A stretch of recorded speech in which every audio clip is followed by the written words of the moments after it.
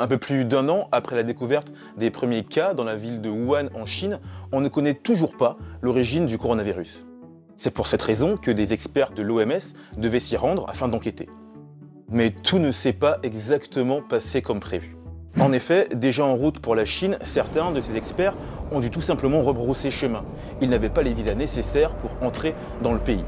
Mais bien d'autres raisons semblent expliquer ce blocage. Alors pourquoi la Chine empêche-t-elle le travail de l'OMS? Pékin, par la voix de Hua Chunying, porte-parole du ministère chinois des Affaires étrangères, s'est justifié en évoquant, en plus de la question des visas, celle des dispositions sanitaires à respecter afin que l'enquête se déroule sans accroc. 那么溯源问题非常的复杂，为了确保国际专家组来华工作顺利进行呢，需要履行必要的程序，并且做出相关的具体安排。目前呢，双方还正在就此进行着协商。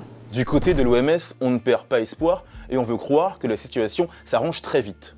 We trust and we hope that this is just a logistic and bureaucratic issue that can be resolved very quickly. Une visite ultra sensible pour le régime chinois, soucieux d'écarter toute responsabilité dans cette épidémie et qui a coutume de s'opposer fermement à toute tentative d'ingérence. Dès lors qu'un pays tiers commence à s'intéresser aux affaires d'un autre pays, les Chinois sont là, notamment au Conseil de sécurité de l'ONU, pour le dénoncer. Une autre explication est soulevée par certains observateurs, celle que Pékin attendrait le départ de Trump le 20 janvier, avant le début effectif de l'enquête, pour ne pas donner l'impression de céder au président sortant. On peut penser, c'est vrai, c'est la petite musique qui monte à un départ de Donald Trump et donc que Pékin attendrait que le président américain sortant sorte. Mais Joe Biden, qui a gagné l'élection, a fait cette promesse, le retour de l'Amérique dans l'OMS. Mais penser que les Chinois attendraient le 20 janvier pour laisser passer les experts, ça voudrait dire attendre encore 2 semaines, sans compter 2 autres semaines à l'isolement pour que les experts puissent travailler. C'est long, c'est très long pour mener une enquête. Épidémie oblige, les experts devront se soumettre à une quarantaine de 2 semaines à leur arrivée. Il leur resterait donc 3 à 4 semaines pour enquêter à partir de la date du 20 janvier.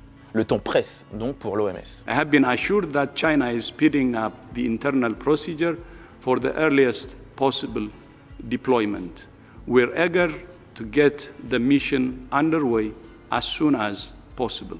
Le délai imposé par la Chine pour mener à bien une enquête indépendante semble très court de l'aveu même de nombreux spécialistes, comme Gregory Gray, infectiologue à l'université Duke aux États-Unis. Le médecin n'est pas optimiste. Selon lui, les experts vont, je cite, arriver après la bataille.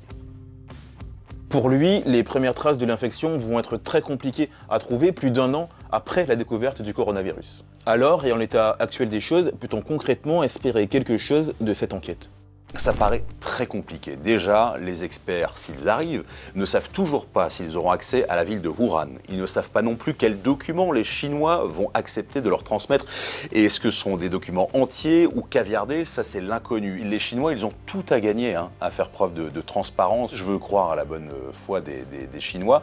Les experts de l'OMS aussi, ils n'arrêtent pas de le répéter. Encore une fois, il ne s'agit pas de désigner un coupable, si ce n'est peut-être un animal, mais absolument pas un pays qui fait tout, et ça on peut le dire, pour éradiquer la pandémie, à la fois sur son sol, mais aussi dans d'autres pays, puisque les Chinois proposent leur vaccin, et c'est une question de géopolitique aussi, à d'autres pays, notamment en Amérique latine, où ils sont très contents d'avoir en avance le vaccin chinois.